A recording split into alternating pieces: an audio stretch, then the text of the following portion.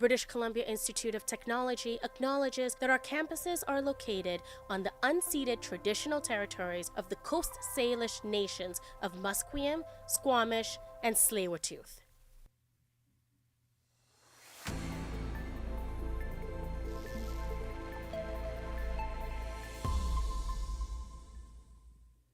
Good morning. My name is Avia Boulay, and before you ruin your morning by checking emails, here are your sports headlines. A quick dip away from sports to hear an update from our reporter, Arden McLeod. The VSB will decide on the future of Sir Guy Charleston Elementary in East Vancouver next weekend. Reporter Arden McLeod spoke with an organizer of Save Charlton petition and has more. Sir Guy Carleton Elementary has been closed since a 2016 fire damaged the building. Melanie Chang, leader of the Build Schools Now movement, says that closure left a gap in access to education and childcare in the Joyce Collingwood community. Chang says members of the community are alarmed that the VSB has proposed the school's permanent closure. Next Monday, the VSB will hold a delegation, but its location is roughly a 25-minute drive from the Carleton neighborhood. Chang says that distance is a barrier for community feedback and engagement. Many parents cannot make the 5 p.m. start time. The VSB says the school is not needed in the area anymore. People may sign up to speak at Monday's delegation until Thursday this week. Arden McLeod, BCIT News. Soccer superstar Cristiano Ronaldo to join Saudi Arabian Crown Prince during a White House visit. Cristiano Ronaldo is joining the Saudi Arabian's Crown Prince Mohammed bin Salman at the White House today. Prince Mohammed is visiting U.S. President Donald Trump, who has rolled out the red carpet for the kingdom's de facto leader. Ronaldo hasn't made a high-profile U.S. appearance in over a decade. Ronaldo recently signed a lucrative contract extension with Saudi football club Al Nassr. He is set to play in a record of 6 World Cups in 2026. The Vancouver Canucks are looking ahead after an 8-5 defeat to the Florida Panthers. The Canucks lost after being ahead 2-0 in the first period.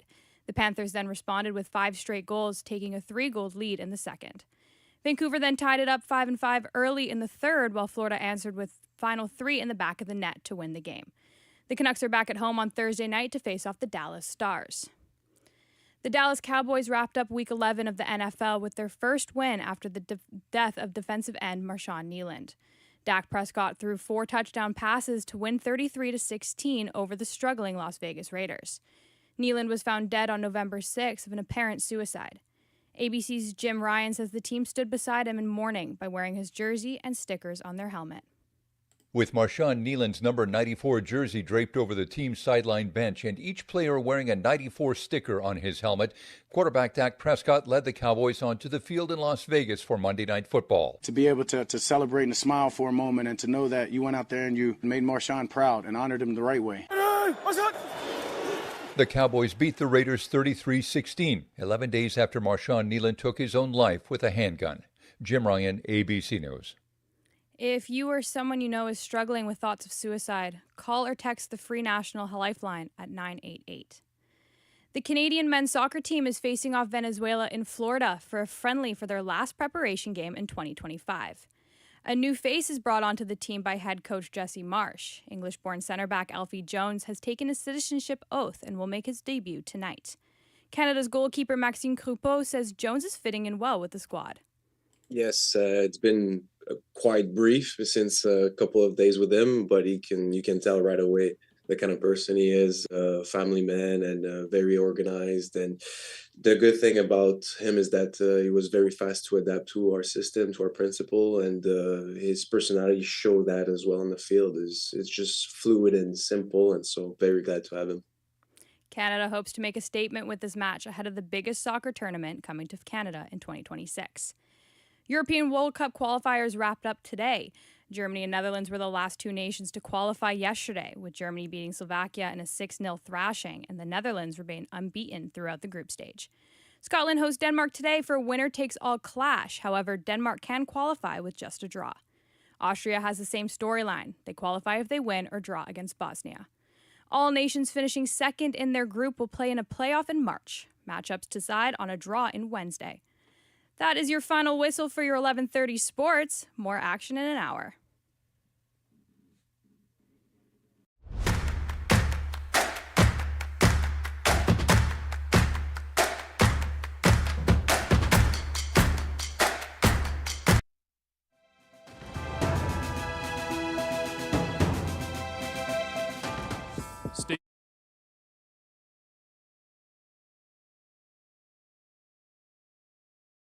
This is 1680 The Crow, and you're listening to our feature presentation.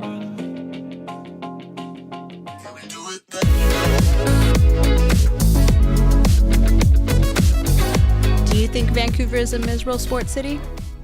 As a Canucks fan, my instinct says yes. Funny you should ask that, because I actually asked the exact same question to hockey fans ahead of a game in downtown Vancouver, and here is what they had to say. I would say we're not necessarily the most miserable, but we're sort of flaky. Have they met a Leafs fan? We don't really have many sports, and the sports we do have, we suck at. I would say that we're not. I feel like we're pretty hyped, especially with the last Blue Jays game. Like, I feel like we all got together and we're united for Canada. I think they haven't been to Toronto. I think Toronto might be a little more miserable. The city's buzzing when the Canucks are doing well, but when the Canucks don't do well, it's dead. You're listening to the 604 Sideline. I'm Graciela Cruz Flores. And I'm Arden McLeod. And today we'll be talking about Vancouver as a quote-unquote major sports city. So you just said that you didn't think that Vancouver's a miserable, or you do think that Vancouver's a miserable sports city. Well, I think as someone who really just follows the Canucks, which is the only major league in Vancouver, it does feel like it can be miserable just because we're so non-competitive. Yeah, that's totally fair in that sense. I feel like with the Canucks, we've been on a roller coaster, but the city has a lot to look up to as of now, I think. We got the Vancouver Rise, who are going for the first time in their first season to their championship final. Then we have the PWHL that's starting in about a couple weeks, on November 21st, which is exciting. So we got, women's sports is coming up, so that's always interesting to watch. And the Whitecaps, they're in the playoffs, which is great because of the signing of Thomas Mueller earlier this season. Yeah, I noticed that actually when Mueller came on board to the Whitecaps, that the interest in that team really took off, and that's what makes me hesitant to label Vancouver as a miserable sports city, because they do get behind their teams and they are very passionate as a fan base. Later on in this chatcast, we'll speak to you about the environment and the passion that Vancouver holds and the ambitions that the city holds to continue enlarging the market. So who did you talk to about what it's like being a sports fan in Vancouver? So I got Oscar Ho, who is I would say a sports personality in the sports industry of Vancouver. He works in a lot of facets of the industry itself. I think given the population size of Vancouver, our sports appetite is pretty healthy. Vancouver is known across North America as a very recreational-based city. Recreational sports such as skiing, hiking, climbing. But I think in terms of like professional sports, we also do quite well. I mean, the big team, obviously, as you mentioned, is the Canucks. And we also have a couple other smaller professional teams as well, Whitecaps, as well as, like, for example, the Canadians for baseball. So we do have a quite healthy professional sports appetite, I'd say, given our population size. Interesting. I'm interested to learn from someone who has more experience with all the leagues that are hosted in Vancouver, because I just have my experience with the NHL. I actually talked to an economist at Concordia University, Moshe Lander, who specializes in sports, and he was able to shed some light on what makes Vancouver different and why major leagues might not be the best fit here. Well, I think that's the only case of failure was the Grizzlies. The Canucks have been there for over 50 years, and you've had the Lions for decades as one of the few successful franchises in the CFL. So, you're really talking about one failing franchise, and probably the biggest thing that worked against it was that on the court they stunk, partly because of the rules of the NBA that worked against expansion franchises, but just partly because it was fundamentally mismanaged. Beyond that, it's an extremely successful city when it comes to professional sports.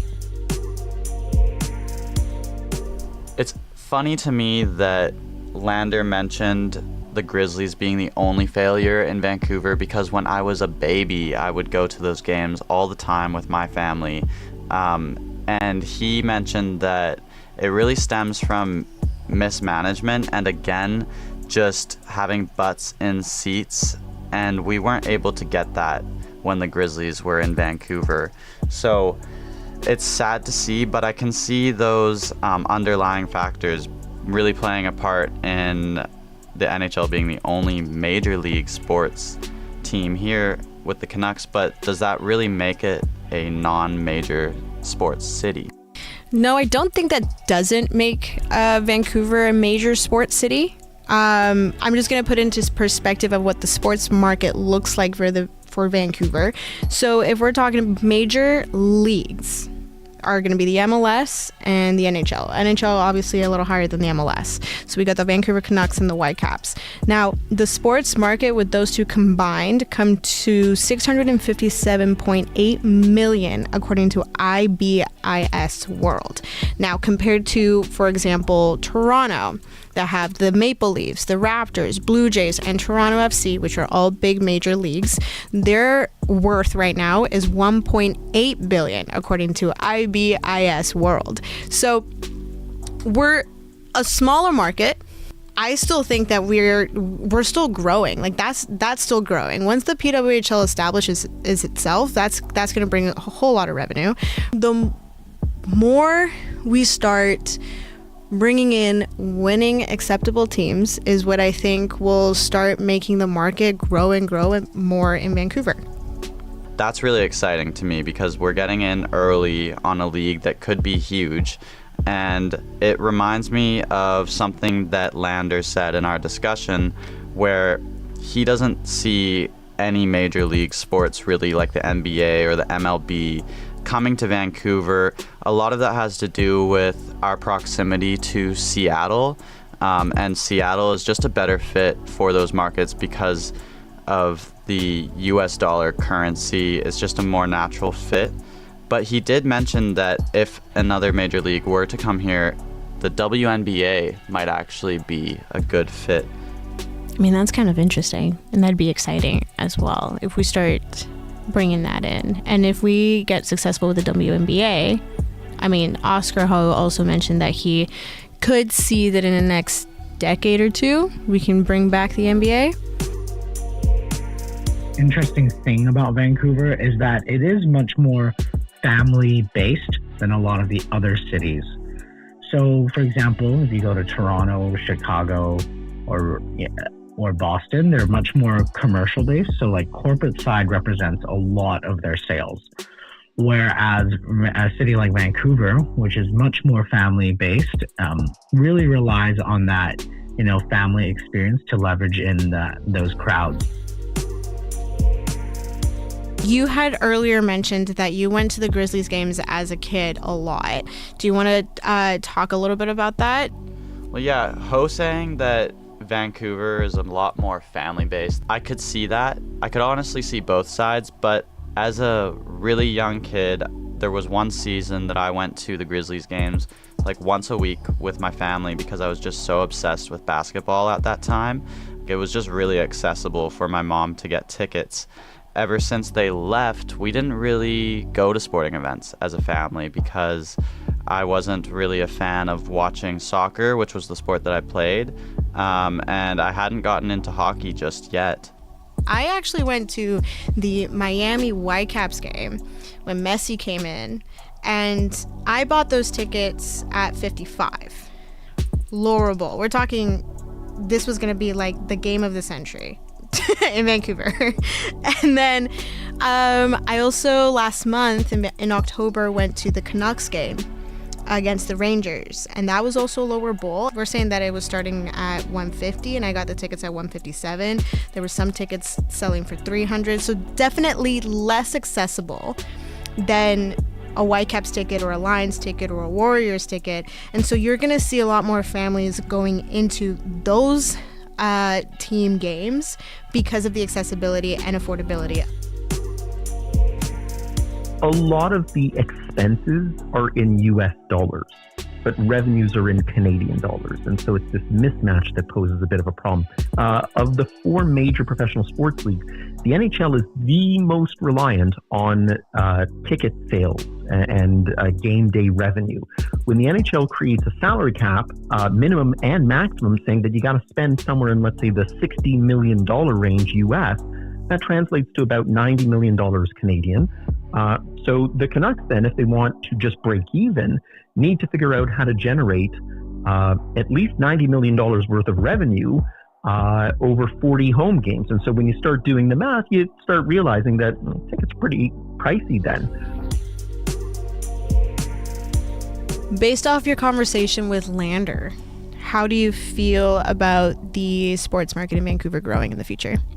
I think one thing is clear from that conversation is that there's not enough space in Vancouver to build dedicated facilities and maybe a sports-specific facility like, say, for the Whitecaps to have their own arena.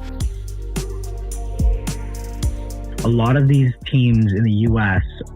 actually own their own facilities, have their own stadiums, whereas right now, for example, Canucks lease Rogers, I believe, and also the Whitecaps lease out BC Place.